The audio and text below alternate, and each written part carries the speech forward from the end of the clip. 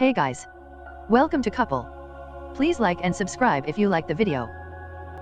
Warplanes, once coveted as premier US military aircraft, remain dismembered and abandoned in a wooded area in the city of Temple almost 2 years after 3 men embarked on a fact-finding mission and recorded a now viral video of the aircraft.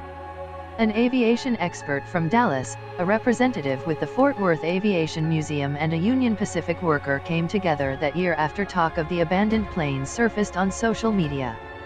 To the surprise of Aviation Museum officials, the planes were identified as 2 Grumman F-14 Tomcats and 1 McDonnell Douglas F-4 Phantom. They appeared to have been sitting there for years as weeds enveloped parts of the cockpits and scattered parts.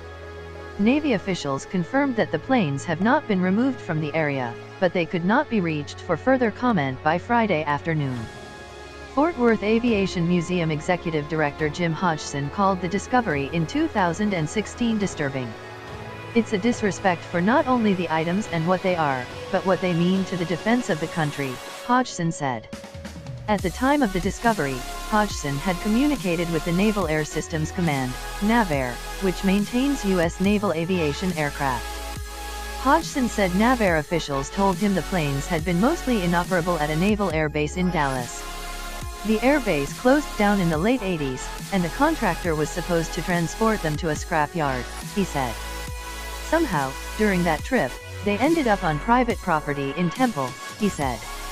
The thing that disturbs me the most is that someone who was entrusted to these government items for the purpose of scrapping them, simply carted them out in the field and dumped them, Hodgson said. Dallas resident and aviation expert Eric Johnston, who recorded the video in 2016, said he was especially surprised to see the abandoned F-14s. The U.S. military had been concerned in previous years with Iran smuggling F-14 parts for their own aircraft. The thing that kept stumping us was why the F-14s were there, Johnston said. The F-4 Phantom, which was first delivered to the U Navy in 1960, at the time became one of the most successful fighter aircraft since World War II, according to Britannica. Armed with missiles, bombs for ground targets and a 20mm cannon, the F-4 became known as the workhorse of air-to-air and air-to-ground combat in Vietnam, Hodgson said.